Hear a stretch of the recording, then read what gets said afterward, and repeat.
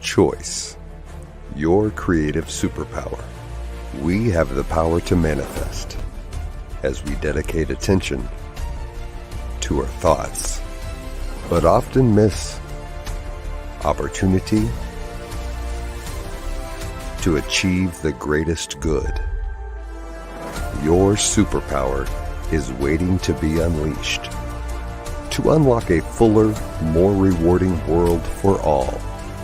Join us every Thursday at noon Mountain Time for Choice, your creative superpower with Zoe Muro.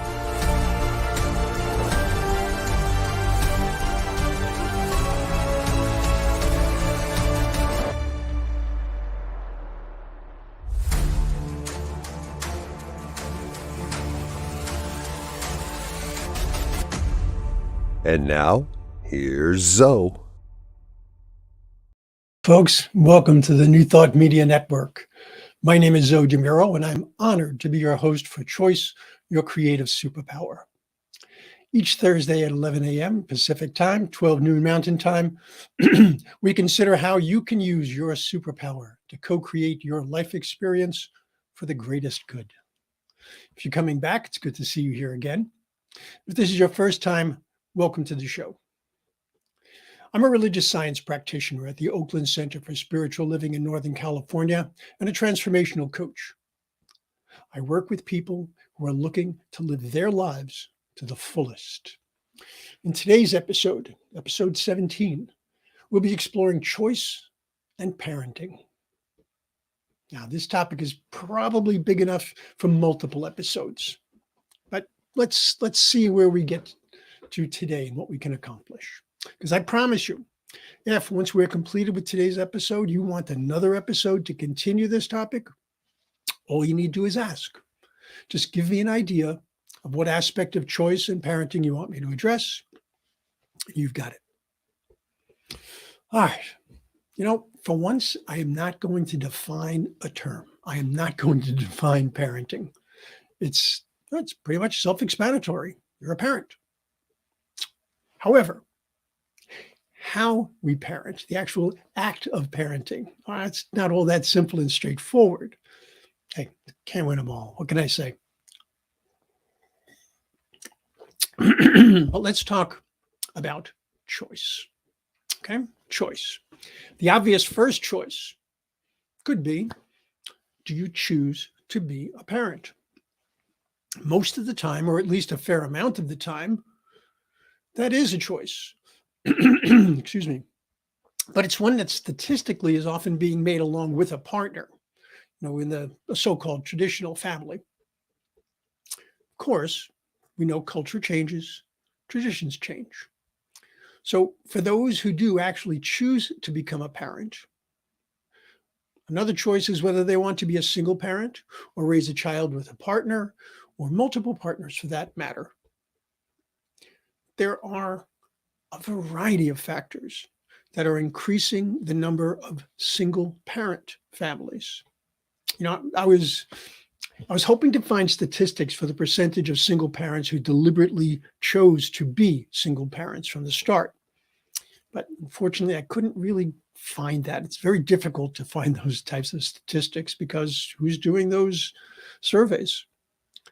I can say this, though. I can say that we're seeing more people who are choosing to be single parents or remain single parents or choose a whole variety of different ways of engaging with their children as the attitudes towards traditional family structures change. And we're seeing this particularly among millennials. For others, once they're in a relationship and have a partner, they choose whether they want to have a child with that person. Okay. You can argue that that is a more typical approach. Very hard to say. But we do know this. Very different choices dictated by very different approaches to life and very different personal values all contribute to what we are seeing as traditional, non-traditional, new traditional families and parenting. So Let's move on from the choice to become a parent. There is then the choice of how to become a parent. Obviously, there's the very typical biological parenthood with your partner. For others, there's artificial insemination. There's adoption, of course, as well as what some might call kinship care, as when grandparents or aunts or uncles become de facto parents, regardless of the way in which it occurs. There comes a time at which one chooses to accept the role of parenthood.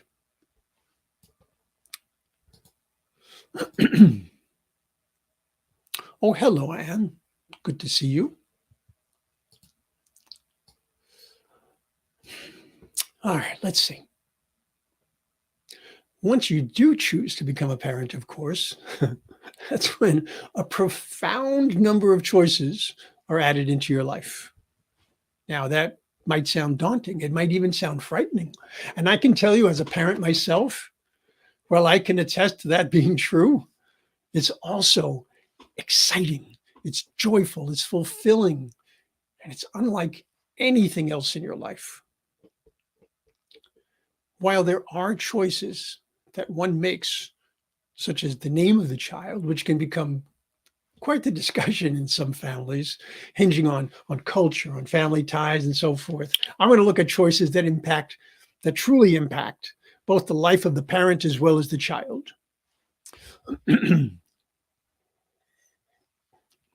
How will the child's needs be addressed, for example? Will one parent attend to the child while the other works? Will there be a sharing of the child's needs? Will childcare be an alternative? These choices are very often dependent upon financial abilities and constraints, which, when possible, hopefully are discussed before the child has arrived. But these are important choices. Parenting is not necessarily a solo activity, and how much each individual contributes to that parenthood is a matter of choice. Some families find that choosing to bring their older children into caring for the new arrival creates a stronger bond within the family and helps the older children feel that they have not been usurped, but they are instead invited into an even greater sense of belonging. Now, I can't possibly address every single choice point that a parent faces. Remember, a choice point is a recognition of a time at which you can make a choice or have perhaps even unconsciously made a choice. But I want to highlight a few which have a very significant impact on everyone in the family. So earlier I had mentioned choosing a child's name. Now, there is a choice related to that I want to address right up front because it can play a very large part in the life of the whole family. Okay, and it's this. Will you choose to allow this child to define who they are rather than holding them to a specific persona? For example, you name someone George Jr. Is young George allowed to express himself differently than his father? Is he allowed to be seen not as a miniature version of his father, but as a unique individual? Now, I'm not saying that there's anything wrong with his being very much like his dad, but that needs to be Junior's choice as he develops. So will we allow that child to develop his own personality, his own persona? Continuing with that concept of identity, are you choosing to allow your child, therefore, to discover their own interests, to express what excites them, what draws them out? Now, believe me, I know that this gets really scary at times because we want to ensure the safety of our children. We want to instill in them common sense and discretion. We want them to develop values that are admirable and constructive. So, where is our choice in all of this?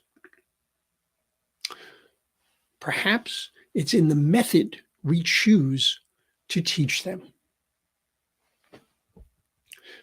There are two terms I hear all the time from parents when they're experiencing difficulties with their children: helicopter parenting and bulldozer parenting. Although I'm now hearing a third one: lawnmower parenting. Now, I'll get into these in a moment. These are all choices, okay? These are all choices for how parents choose to parent their children. Make no mistake about that. They might be unconscious choices, though. One of our goals as parents, of course, is to make the best and most informed choices we can. And while these approaches are well-meaning, sometimes the results are less than desirable. So, helicoptering, hovering over every detail, every action, every choice your child makes, might give the parent a sense of security, but it takes away opportunities for the child to learn from their own actions and their own choices. Similarly, the bulldozing parent ensures that their child has but one path to tread, presumably a good and fulfilling path, but it's not one that allows for discernment. It's not one that allows for the child to build their own identity and to find their own perspective. And then the lawn mowing parent. The lawn mowing parent presents their child with a perfectly manicured and obstructionless path. They're looking to give them perhaps advantages that they did not have growing up. But that can come at the expense of developing the child's character and the child's fortitude. Now, I would like to tell you at this point about just how perfect a parent I have been. And I am today. Except that the word perfect would be, that would be BS, total BS. But I can say this. I can say that I have learned a lot, and I most certainly look to grow even now as a parent. You know, I don't know. Now, actually, I don't care how many books you've read or how many courses you've taken or how many talks you've listened to about child rearing. Your child is unique. You are unique. Your relationship with your child is unique. You have to accept that no matter what you choose to do or how you choose to do it, what advice you take, what advice you put aside, your child will still have the ultimate say in deciding who they are and what they value and how they present themselves to the world. So, how can we then provide guidance? How can we help them develop their character and encourage them to live their lives as fully as possible? We model that for them. We make choices that are informed by our values. We make choices that enable our children to see that we walk our talk. So, of course, we have to do our own work. We have to be the best person that we can be. Goes without saying. We choose to recognize our child's individuality. We choose to encourage their individuality.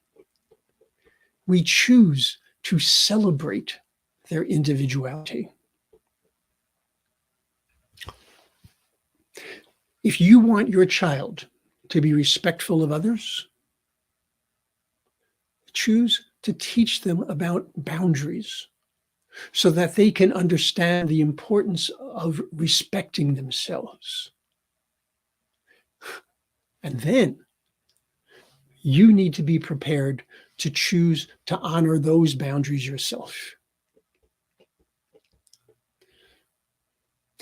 If you want a child to appreciate the value of money, choose to teach them about economics, starting at an early age. Allowances, offering them little projects that they can complete and be rewarded for. The concept of a household budget. All of these prepare a child for a life of fiscal responsibility. And teach them about abundance. We, each of us, have the choice to think of our lives with a sense of abundance or a sense of scarcity. Now, honestly, if we're struggling to make ends meet, it is difficult to speak about abundance. But that's true only if you equate abundance with wealth, with money specifically, and place your focus on what you can obtain. There's more to abundance than that.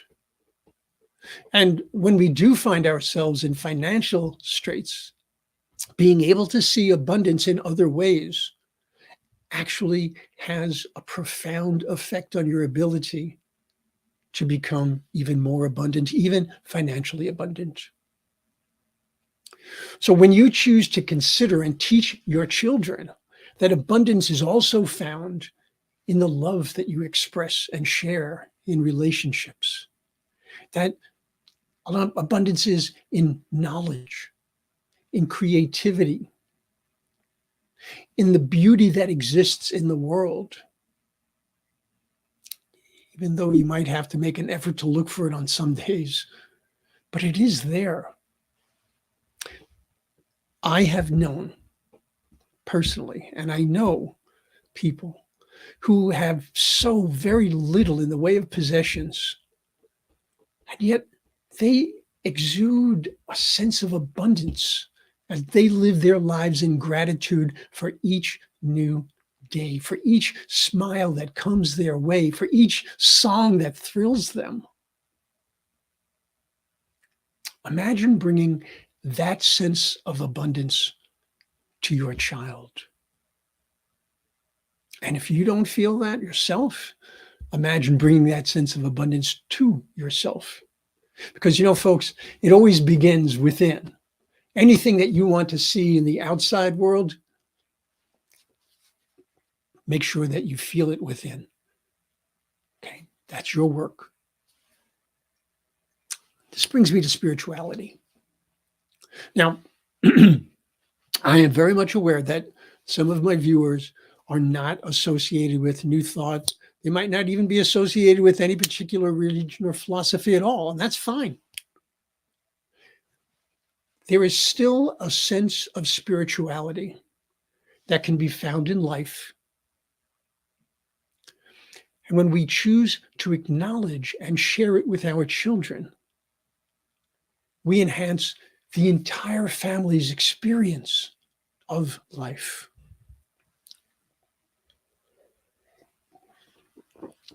It could be as simple as taking the time together to enjoy a glorious sunset, the sweetness of a rainbow, the grandeur of fall leaves, the majesty of an eagle. There is spirit all around us and within us. If you were to sit together as a family and look into one another's eyes quietly, just look into one another's eyes. Yes, you'll probably laugh a bit, but you know what? As you gaze into those eyes, as you allow yourself to be open to that experience, if you have never experienced spirituality, you'll find it. Yeah. You can argue many other perspectives, to be fair, but I believe that for us to succeed in this world, we need to understand what it is that we want. We need to understand what we need to achieve it and have a plan of some sort to support what we have envisioned. Choosing to show our children the value of understanding both the big picture and the finer details gives them a more well-rounded approach to achievement. And yes, that works for us as adults as well. Absolutely. It's one of the things I do with my clients all the time. Why not start within the family itself? We think about the relationships we establish. What can they bring us and what can we in turn bring to them? So why would your family be any different? All right. Do you want children who grow and mature into confident decision makers? And ensure they're part of your family visioning. Talk about your work. Talk about your passions. Talk about your past. Talk about your hopes for the future. Listen to their stories about school, about their friends, about their experiences, about their pastimes. Listen to one another. Share one another's lives. Share the experience of one another's lives. You know, we think about a shared experience. So we all go together to some place, maybe on a vacation. The experience that you have is going to be very different from the experience that your child has. Talk about those experiences. Share those experiences. Get to see the things that truly inspire them, the things that bring them joy. While you're doing your visioning, if you will, choose where to vacation as a family. The more that you have spoken about what it is that really makes a difference for you, the more likely that you will have a really engaged and collaborative experience of life. The more you bring your children into the details of your life and bring the details of their life into yours, the more empowered, the more confident, the more self-actualized your children can be. Now, in all honesty, I have to present a caveat here. You have to be prepared then for them to disagree with you, for them to debate, even to argue. But you have an opportunity then to help them work through that process with energy, with passion, rather than stubbornness.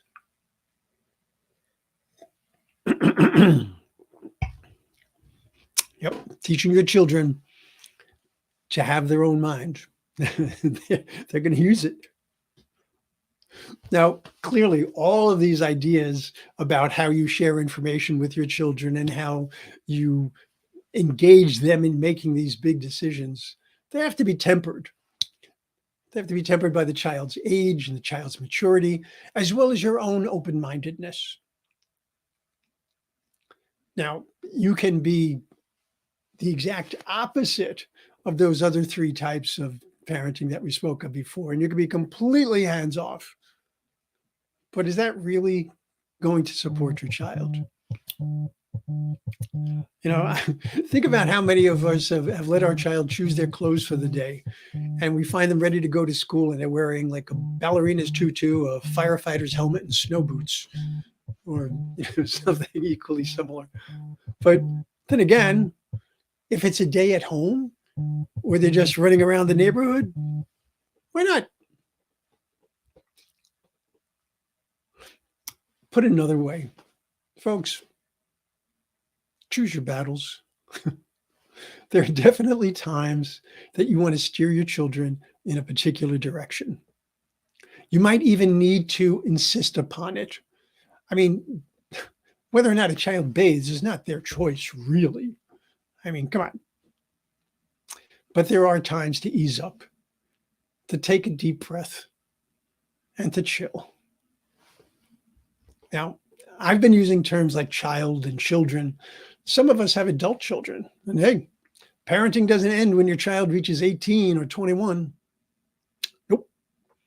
Lifetime commitment.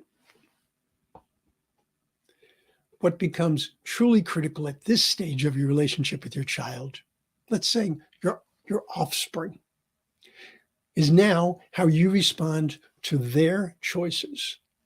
And at least some of that is influenced by how you related to your offspring throughout their life. If you've kept them dependent on you by always paving the way, eliminating any and all problems and obstructions, they might be very uncomfortable making their own choices when they're faced with adversity. If you steamrolled over them again and again, they might see themselves as being unworthy of even making a choice. Regardless of how they were raised, there is one choice I want to be sure that you make. Okay? Very important. Choose to recognize that your offspring is their own person. I've seen households where siblings were raised in nearly as identical a way as can be, and they became very, very different adults. Now, honestly, I want to just mention the word regret here for a moment. Because I know for myself, I have work to do to release my regret for not being able to do for my children what I am now capable of doing. I was at a celebration of life for a friend a while ago, and the way the deceased's children spoke of him was exquisite. What an incredible life they shared. Each and every one of them had a different experience with their dad, and yet each and every one of them had a magnificent experience. I was very much aware that despite his passing, his offspring would always hold their memories and his teachings in their hearts. And I so envied that.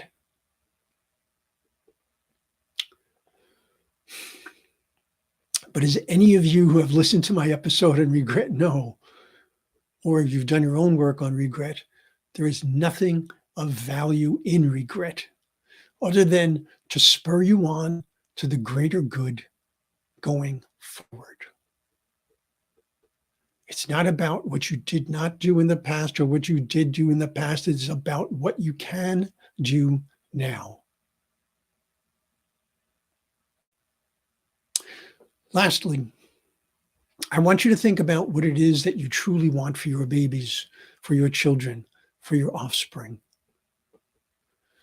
Do you want to raise them differently than you were raised? Do you want them to be raised the way you wish you had been raised? Do you want them to have the same life you had? Do you want them to have a better life than you had? Do you want them to have a life that they find fulfilling? Think about that choice, because that is a big one.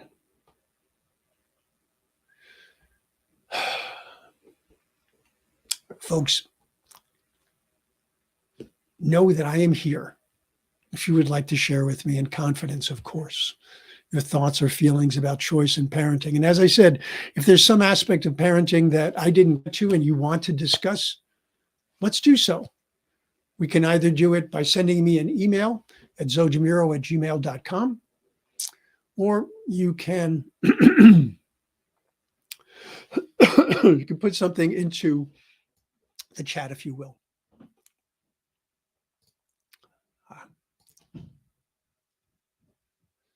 Yes. So Anne says, we can't fix the wrongs of our childhood with our children. Quite true. Quite true.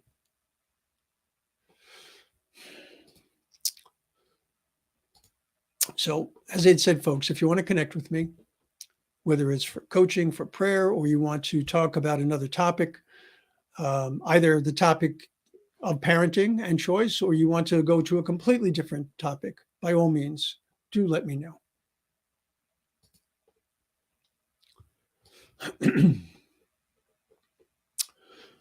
All right. So we're going to go a little bit over today, and I'm fine with that. I just want to thank you for spending this time with me. And I want you to know that there is a lot going on here on the New Thought Media Network. Following this show, for example, actually, I'm going to bring up this right here. Okay. So on Thursdays, we have a lot going on. So immediately following this show, well, at 1 p.m. Mountain Time, 12 noon Pacific, we have Finding the Joy in the Journey with the magnificent Reverend Gina Clavario-Krupka. Following that, we have a show that I can't read the title of. It's Ken Ludwig's The Vibrant Living Hour with practitioner Ken Ludwig. But the point is, folks, we have tons of stuff. All of this, we have about 40 hours, right? About 40 hours of programming each and every week. And we are adding more each and every week. So by all means, spend some time, get out there, see what's going on in the New Thought Media Network. If you have the opportunity to do so, I would greatly encourage you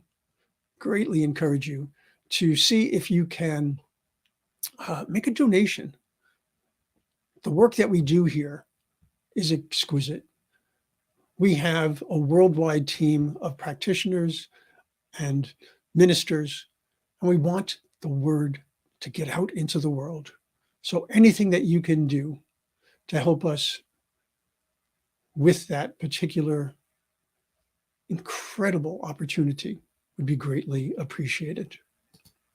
So folks, until we meet again, much love, many blessings, and choose well. Choice, your creative superpower. We have the power to manifest as we dedicate attention to our thoughts, but often miss opportunity to achieve the greatest good. Your superpower is waiting to be unleashed to unlock a fuller, more rewarding world for all. Join us every Thursday at noon Mountain Time for Choice, your creative superpower with Zo DeMuro.